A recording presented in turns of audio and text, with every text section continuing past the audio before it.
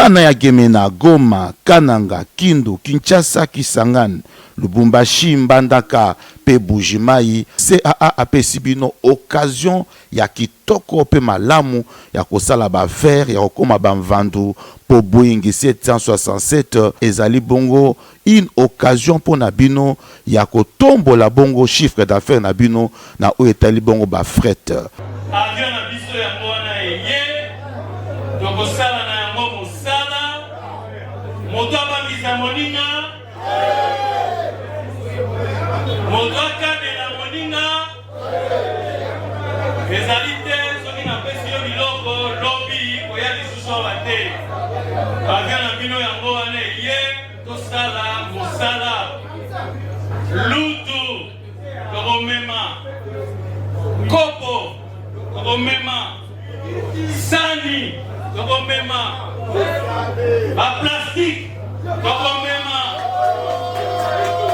friperi tokomema ba moto tokomema mituka tokomema eboko na nzela ya kananga bataba ya bomoi tokomema fumba pe tokomema. CAA, véritable leader dans ma bataille à RDC, azali toujours na souci à soutenir pe kotombola kitayamboka pe na tina wana nde Boeing 767 oyo eye po na kopesa occasion na ba congolais nyonso surtout mingi ba o bazana ba agence ya fret basala musala malam bana mboka société na bino yango yo plus de 32 ans na service na bino pe azali ko continuer ko innover po na kopesa bino chance ya ko améliorer ba capacité pe ba chiffre d'affaires na bino. CAA azali véritable partenaire.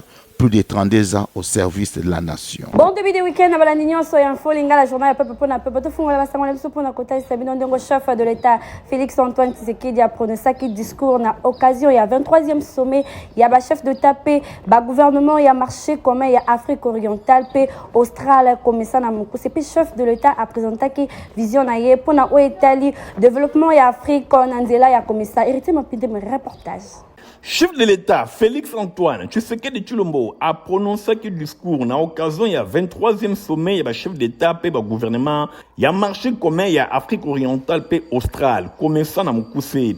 Président de la République a présenté qui vision pour la émergence et prospérité il y a continent africain nanzela ya komesa sommet oyo ezali ko marqué 3 décennies mobimba ya organisation ezali ko sangisa bato po na kokanisa pe kuluka ndenge nini ko renforcer intégration régionale na bit ya kotonga Afrique moko ya makasi oyo ekozala bongo na solidarité ya makasi ndenge chef de l'État atalisaki déterminé pour na komona continent africain et kende liboso Félix Antoine Tshisekedi Tshilombo atalisi ke azali koliki ya économie nyonso ekolongola ba cycle mabe ya dépendance pe ya exportation moko brite ba matière première pe ekosappliquer pour na kotonga ba chaîne de valeur pe vocation ya ko transformer pe ko enrichir ba ressources nyonso na Afrique nyonso wana ezali bongo nzela moko ya malamu oyo po na ko créer ba emploi pour la population surtout bilingue ya continent ya Afrique pour na avenir moko e bana kozala malamu. Chef de l'État a bengi solidarité ya bamboka pour na espérer prospérité générale ya Afrique. Chef de l'État a lobi mboka na ye RDC ezali riche na potentiel agricole pe minier yango azali ko souhaiter ko travailler loboko na loboko pour ete mutu nyonso aiba na ko bénéficier ba ressources oyo pour na prospérité ya batu nyonso pour na ko kotisa nyonso na ba chaîne de valeur régionale oyo ezali ko garantir sécurité alimentaire pe énergétique moko solide.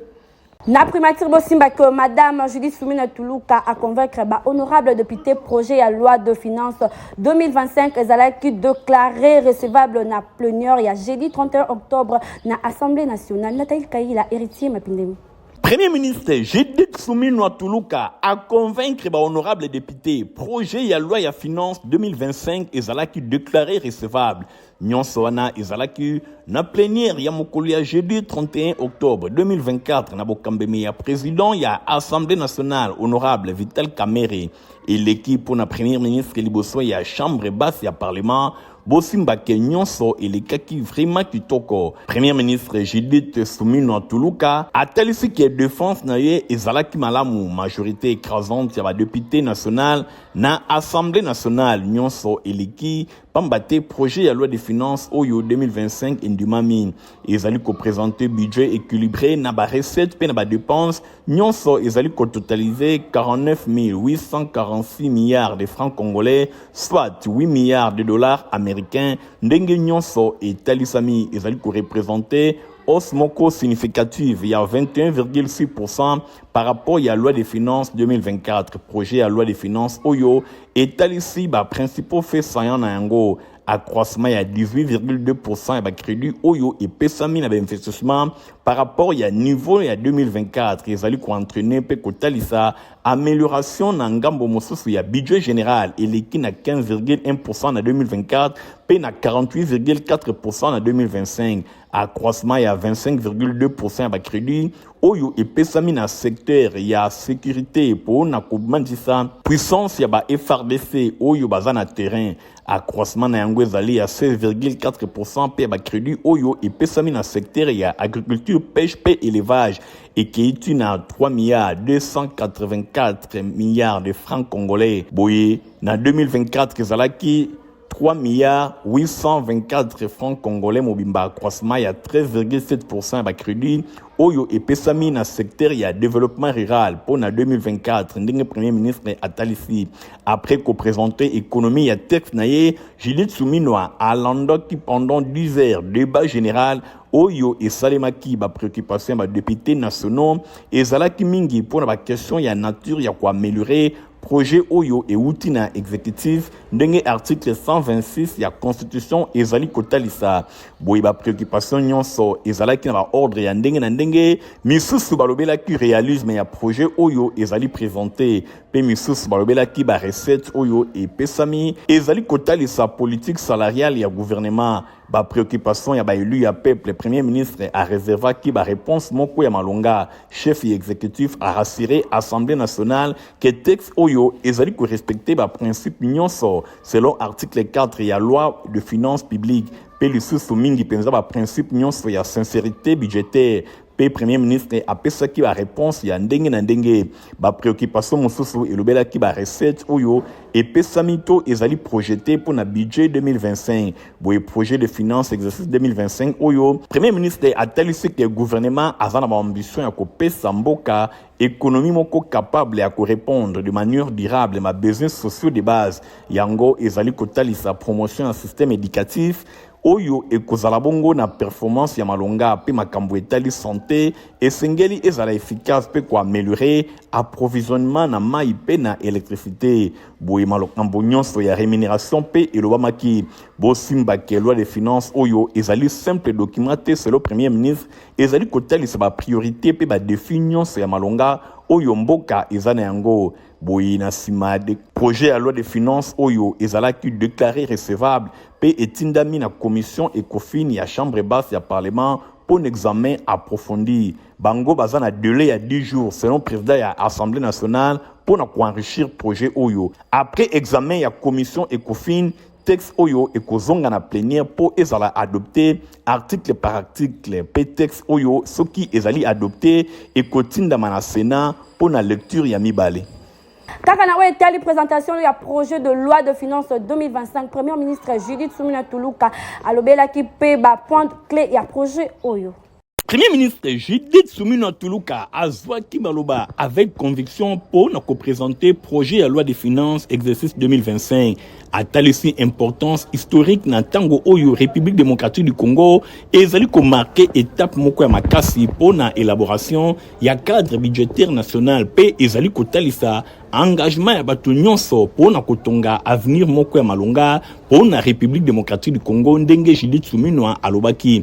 Premier ministre a insisté mingi na Oyo etali présentation Oyo ya budget ezali ko représenter kakate obligation constitutionnelle kasi ezali pe kotalisa baspiration to ba posa ba congolais nyonso ezali kotalisa volonté ya bato nyonso pour na ko relever ba défi Oyo mboka azali na yango pe kotala ngunga Oyo ezali azali ko se présenter ndenge premier ministre atalisi projet à loi de finances oyo ezali bongo équilibré pe ezala ma ambition ya ndenge na ndenge ezali kotalisa ndenge nini ko renforcer résilience ya économie ya mboka na biso libos ba crise ya mikolo oyo Judith Suminwa atalisi na polele ba priorité stratégique oyo ezali bongo défini na gouvernement ezali kotalisa mingi likambo etali sécurité pe kotombola développement ya économie ya mboka na biso alobela kimingi importance ya unité nationale abengi na mobilisation générale pour na kobongola ba ambition nyonso ekoma bongo ba réalité premier ministre atalisi pe alobela ki importance ya vision oyo ezali partagé pour na avenir zokande parlement azali kobongama pour na ko débattre projet à loi de finances oyo engagement ya Judith Suminwa Tuluka ezali ko rappeler avenir ya République démocratique du Congo oyo ezali ko dépendre na volonté ya bato nyonso pour na kotonga avenir moko meilleur. Na masole tali Sénat bosimba ko président ya Sénat honorable Jean-Michel Samalukonde ayambaki na bureau na ye jeudi 31 octobre délégation ya ba sénateur honoraire ya 3e législature o est présenté ba civilité pe ko présenter ba dossier na bango pe ya ba assistant na bango Nadine Assona. Jeudi 31 octobre 2024, honorable président ya Sénat Jean-Michel Samalukonde Kenge ayambaki délégation ba sénateur honoraire ya 3e législature bayaki ko présenter ba civilité pe ba eli honoraire oyo ba profitaki na occasion pour na kotalisa ba problème na bango oyo bazana yango ba dossier ya ndenge na ndenge ya ba sénateur ya législature et outi koleka pe lisusu ya ba assistant parlementaire na bango ba monique ba koza ba réponse moko ya malonga grâce na Jean-Michel Samalukonde Kenge pe ba membre nyonso ya bureau na ye ndena suka masolo ancien sénateur Denis Kambai atalisaki ye lokola porte-parole ya délégation alobaki liboso ba panze sango pe alobaki ke dossier oyo ezali désormais na maboko moko ya malamu délégation etikali bongo na ilikiake ba koza solution na bokambemi ya honorable Sanguma président ya bureau ya Sénat ya 3e législature délégation oyo ba sélectionnaki ba sénateur pe ba kutanaki mikolo oyo na honorable sénateur Jean-Michel Samalukonde Kenge président pour na kobeta masolo selon ba préoccupation na bango nyonso elobamaki liboso ba panzi sango kasi lelo balobi ezali occasion pour na ko présenter officiellement ba civilité en tant que ba sénateur oyo ba uti ko silisa législature na bango balobelaki ba question oyo ezali kotala bango mingi problématique pe ba assistant parlementaire na bango balobi bakambomi balé oyo elobamaki yango wana pour na dossier ba sénateur sortant ya 3e législature elongo na ba assistant na bango nyonso eleki malamu pe président ya Sénat alobi na bango ba vanda kimia ba kozonga lisusu kaka na même direction pour na kobeta masolo par rapport à ba question et actualité ndenge Denis Kambai asokisaki koloba. Retour en force sur terrain, il y a parti Lumumbiste unifié Paluna Mokosepe accueil. Il y a secrétaire général à Idole Kachamepa, il y a ma femme Gud, nationaliste na siège, il y a parti na 4e rue, lui mettait Michael Brice Toto. Qui a dit que Paloué Kongengate dit une étoile qui rayonne, retour en force sur terrain, il y a Koko di Koko va parti politique na République démocratique du Congo Mobimba tout Palou d'élémentaire Antoine Gizenga Fungi, de heureuse mémoire, dirigé avec un pacte idéologie par son redoutable fils idéologique Didier Mazenga Mukanzu, l'autorité de référence après célébration à 60 ans d'Ango. Awanabouma na résidence privée à vénérable Antoine Gizenga, oyo esangisaka ba sommité politique, peu ba parti politique ya ndenge na ndenge, surtout international socialiste. Foule ya population, ba militante na ba militant, ba répondaka kitoko. Et bongo le 19 septembre leki, l'autorité de référence, bobenga les boxeurs politiques, Didier Mazenga Mukanzu, akitaki ye moko na Kikwit, na province ya Kwilu, o eza base naturelle ya Palou, bondi melangai ke Kikwit et kotaka jour férié mokolo yango, po et tout loukou ya population, peba militant bayaka. Et talisaka que Palou etika leader incontestable ya ba parti politique tout na Kikwit pe Kwilu na Matadi na province ya Congo central le secrétaire général AI les technocrates le professeur Dolé Kachama a salaki mo bangé na descente musclée avec un pacte idéologie wa pe pa mo bangé na meeting et selemaki liboso ya zamba ya ba militant pour na kokubisa idéologie à parti toyaki awa pamba te tozali na base na biso tolingaki toya komeka na mosapela biso moko importance ya base oyo ezali na Matadi, mais notamment na Congo central en général. Et puis toye tomoni bango lelo tokoko tuta tolo pe goloba ya solo palu ezali na bombo na Matadi.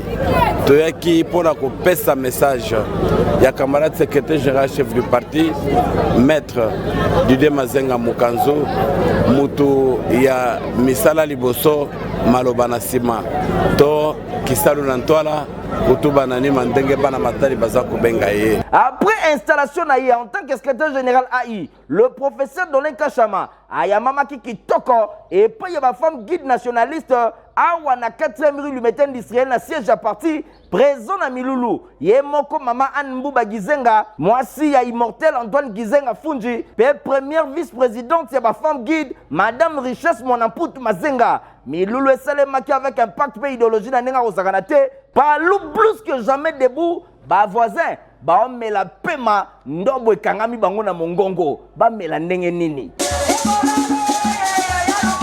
Nangamba mosusu bosimba ke session mikondo ya IDPS basalaki déclaration politique pona o etali révision ya constitution bolanda yango elongo na Chamala Banza Jean-Paul.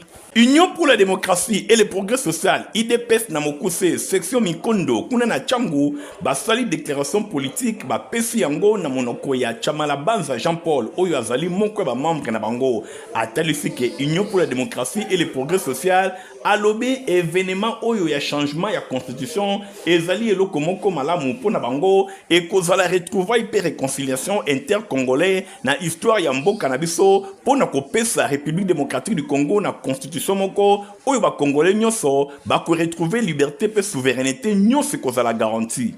IDPS dans son objectif d'opérer le changement dans la conduite des affaires de l'État. En son premier article du statut, en privilégiant les intérêts supérieurs de la nation et pour mettre fin au mépris de certains de nos animateurs politiques qui se donnent le luxe de remettre en cause la légitimité des dirigeants de nos institutions légalement établies. Il est impérieux et nécessaire de réviser notre constitution et donner au pays un nouvel ordre politique pour l'instauration efficace de l'autorité de l'État. Nangambo Mosusu, Union pour la démocratie et le progrès social, Balobi, président du Parlement, et Sengeli Aye Banakotala, Asala projet à révision de la Constitution, ce qui est Sili, va convoquer conférence nationale souveraine, Oyo et soumettre projet Oyo, na discussion entre les Congolais nyonso. La Constitution va avoir bel et bien sa révision qui mettra en difficulté le soutien des bandits armés au pays par les grandes puissances agressives du monde.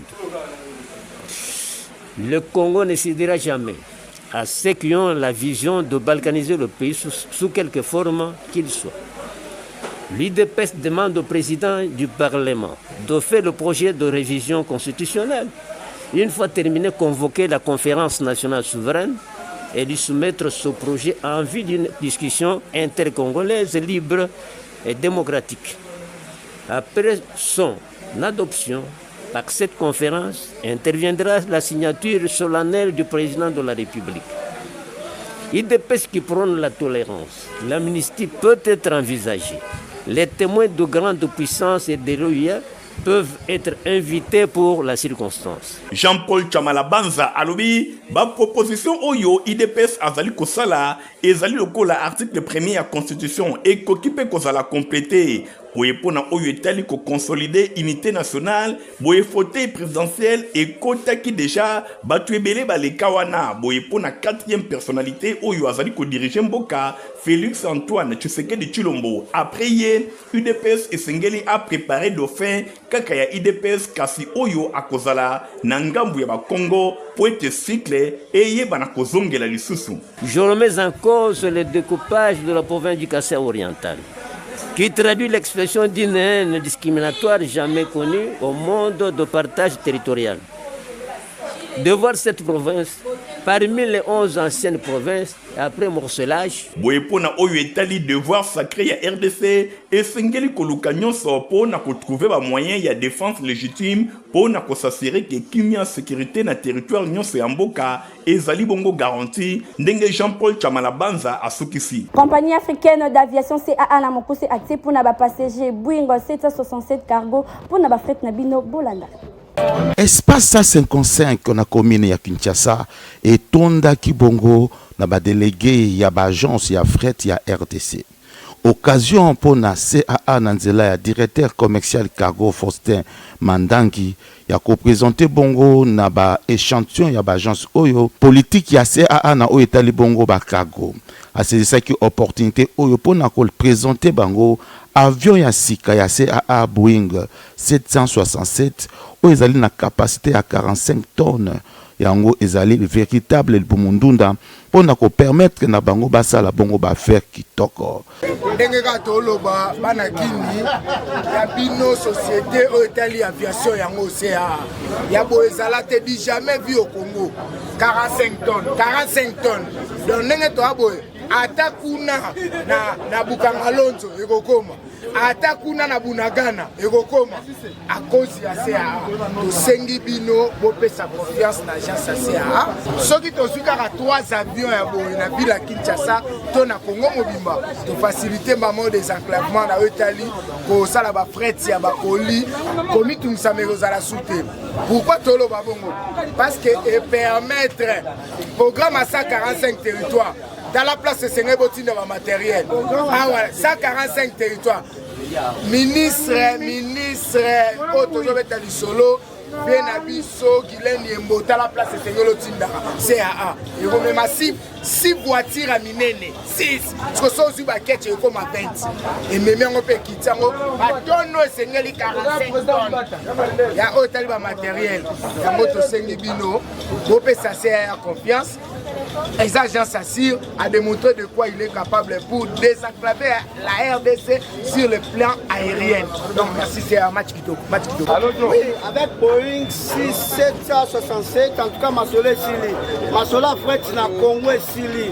Papa Sibiso Moutou passe na avion, Fula qui m'a dit que mais l'autre jour avait notre Sika. Le Seigneur na agence Nyonso, Fret Nyonso, compagnie Yango CAA. Papa Sibiso avion Sika, avion Motouya. 45 tonnes, en tout cas avec tonnage, en tout cas, côté de tous les là. Avion, vous avez mis balai dans Congo, en tout cas, tu l'as dit pour y avoir bébé. Vous avez conseillé à la barre de la CA pour avoir eu des et aider le peuple congolais. Mais aider nous sauter, Baba qui s'habille au Boïs à la Tamisato. Pour 45 tonnes, ceux qui ont mis ça dans la Katia. République démocratique du Congo n'a pas dit que vous allez faire mon macasse. En tout cas, toujours féliciter Bango, na Oba Sali, Baba qui s'amoussa souke la awate, Baba qui s'habille au béton, on a mis balé, mis ça tout pour faciliter le peuple congolais. Attends, nous avons habité à mon ending à côté. CAA a un véritable partenaire, plus de 32 ans au service de la nation. Pour na bino nyonso bozana besoin ya ko voyager pour na États-Unis, Cyber Eric Kabengi bino pour na développer o ebandaki déjà le 2 octobre ti le 4 novembre ba détail longo na Nathalie Kaila. Deko ya Congo Kinshasa ya kelanga yena koyo. Malembe. Développerie édition 2026 et c'est bandi na ville ya Kinshasa mobibae. Asuwa esi fongwami yaka kobeta développerie et pas ya ba professionnel na masolo etali développerie. Awa na ba agence de voyage Eric Travel et pas ya Tambe Koko Yaya Jalalodin Mohamed ADG Eric Mwamba Tambe na masolo ya développerie na Kinshasa mobimba. Obiso awa eratakate plus de 2500 gagnants. Babi Maka Awa, Kinshasa Mobimba Yebi, prise en charge assurée, accompagnement, paix au voyager, ok, Mokaya Oncle Sam, famille d'accueil assurée, na Baeta Nyonso ya Mboka États-Unis. Année Oyo, avantage ezali ebele, et surtout ce que vous gagnez. Tala, Yaga na Eric Travel, Bako Kangayo photo kitoko na ba norme, O Awa na Eric Travel, Bazali ba professionnel, na makambo etali photo, et traitement. ya kosambeza te. Adresse na commune Limete 11e rue industrielle numéro 119 na entrée ya INPP kaka na immeuble Somida Oza Mobimba. Na commune ya Kalamu sur avenue Victoire numéro A20. Bongo na commune ya Ngaliema na Upen sur avenue Marine référence Église de la Borne. Na commune ya Masina sur boulevard Lumumba en face ya entrée Kimbuta okokuta biso wana. Na ba chance de voyage Eric Travel awa eratakate un coup une flamme méga okokangama. Ah, Eric Travel ayo pardon na ba innovation. Pona kolata basapatu ya qualité awa na RDC to na ville ya Kinshasa solution zakaka na présidence de la SAP pa ya sapeur de ta Papa Griffe na 7e rue limitée résidentielle juste na petit boulevard ndenge héritier mapinde na Igor Tingi batalisi. Papa sinangai e utako apio.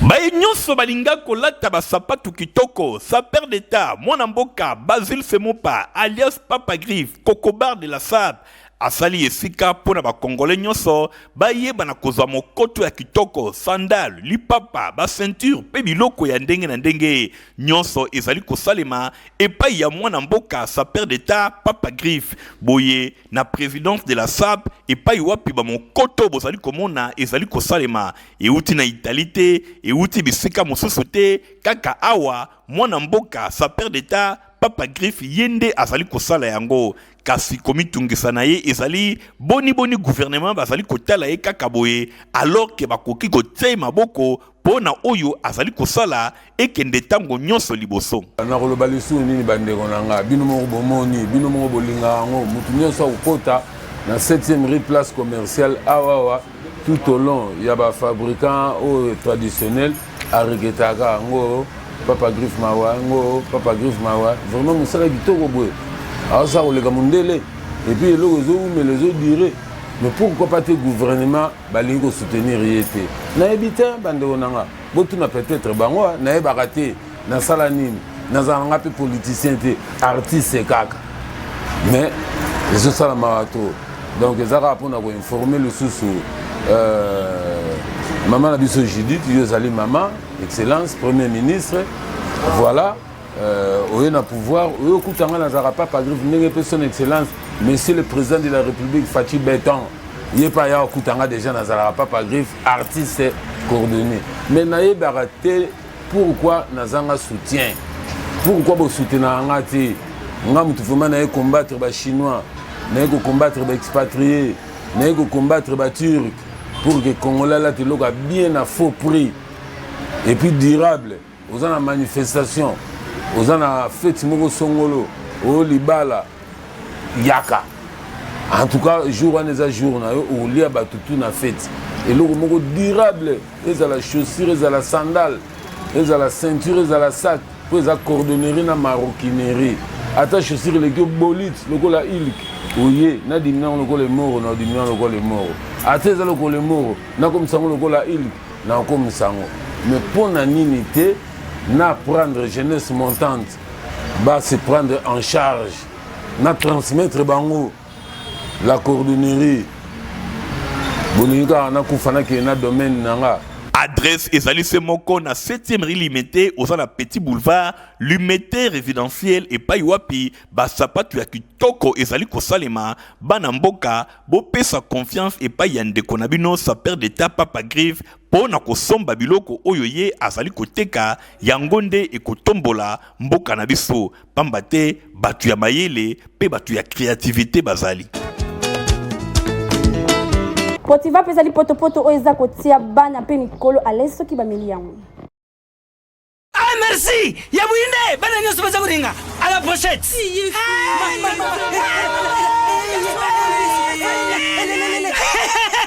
Vous allez quoi mais Potiva est tonne la protéine et énergie. Ah papa merci pour les pour les enfants. Eh Bino, bote la baonine. Bote na bodo la Bino. Mama kanta bomba bonga. Bona bana na yo bakumarukura bana oyo. Faut laisser kabango poto Protivap. Et ça va pota te. Allez, kamata. Bon appétit. Bana nyeso ba yaka Protivap. kuria ya bango Protivat, bandi badansi na bango ya babebe pro. Tala. Bari yango, chante kitoko ntoto makasi. Tuka na mbimbi, oyo tuka na mbimbi. Makusa, Protivat, poto kitoko pona babebe pro. Na sport pona compte ya attente urbaine ya football Malebo babetaki mercredi 30 octobre na terrain allemand ya Bandal pona 7e journée AFA alongaki académie na 2-0. Merlin Massamba héritier Mapindem. ezalaki bongo na terrain allemand na commune ya Bandal pour na compte ya football pour na 7e journée na entente urbaine ya football ya Malebo. Match oyo ebetamaki entre équipe ya AFA elongo na équipe ya académie. ezalaki match moko opesi mbwa aboyi pamba te ba équipe nyonso mibale bazali ko se comporter malamu pour na compte ya 2e division na entente urbaine ya football ya Malebo. Na terrain allemand population ba yaki ebele to bato nyonso balinga masano pour na kotala kondongwana oyo entre équipe ya AFA elongo na équipe ya académie. Victoire ezalaki bongo na ngambu ya équipe ya AFA oyo alongaki académie na 2-0. Babi nyonso mibale ekotaki na première mi-temps. Victoire oyo ezali victoire moko intéressante pour na équipe ya AFA ndenge entraîneur na bango a déclaré na suka ya match na micro ya Info Lingala. Pour tout l'ensemble des défaites, le match était hyper en façon sur organique. Au total, tellement c'est nous à 2 matchs, tu bêtis les loups, tu bêtis sous 5. On a besoin au moins 6 points. C'est le match à samedi, si tu gagnes, si tu as bien. Il tombe le même, ils sont entraînés, même jouer, même l'équipe n'a pas eu ça. Nangambu nae entraîneur ya académie yepe malgré défaite nae ya 2-0 liboso ya équipe ya AFA azanga kite ko pesa ba précision pe ko talisake bakobunda pona mbalasima baeba na komata lisusu. C'est la première défaite donc ils ont fait la compétition ils ont 3 résultats ils ont la nil ils ont la victoire ils ont la défaite donc première défaite dans la 7e journée donc nous pouvons normal pour travailler pour la match tika. Boye entente urbaine ya football Malebo pour na compte ya 2e division ba match ezali koko bape ezali ko continuer équipe ya AFA elongona équipe ya académie bazali koko bape ko sala makasi pour na encadrement ya bilenge pe bazali koko lisa tango nyonso ba performance na bango pour na komata na première division mvula ezali koya. Merci na confiance et fidélité bozala kanango na Info Lingala soki bose pela ki na édition le lobo merci na Merlin Massamba ozala ki na sima ya caméra concours rédactionnel ya Nathalie Kaila pe Rit Kindu supervisé par ya héritier Mapinde mais montage eskumama ki pa ya Fabrice Lundo mingana bino tokuta na mokolo ezali koya au revoir. Bana ya Gemena Goma Kananga Kindu Kinshasa Kisangani Lubumbashi Mbandaka pe Bujimai CAA apesi bino occasion ya kitoko pe malamu ya kosala ba faire ya kokoma bamvandu po Boeing 767 ezali bongo une occasion pour na bino ya kotombola bongo chiffre d'affaires na bino na o etali bongo ba fret. Avion na biso ya mwana eye tokosala na yango mosala moto abangisa moninga moto akabela moninga ezali te soki napesi yo biloko lobi koya lisusu awa te avion na bino yango wana eye tosala mosala lutu tokomema kopo tokomema sani tokomema baplastike tokomema Liberi, tokomema bamoto, tokomema mituka, tokomema eboko na nzela ya kananga bataba ya bomoi, tokomema fumba pe, tokomema. CAA véritable leader dans ma pataya RDC azali toujours dans souci ya ko soutenir pe kotombola kitayamboka pe na tina wana nde Boeing 767 oyo eye po na kopesa occasion na ba congolais nyonso surtout mingi ba o bazana ba agence ya fret basala musala malamu bana mboka société na bino yango yo plus de 32 ans na service na bino pe azali ko continuer ko innover po na kopesa bino chance ya ko améliorer ba capacité puis ba chiffre d'affaires na bino. CAA azali véritable partenaire, plus de 32 ans au service de la nation.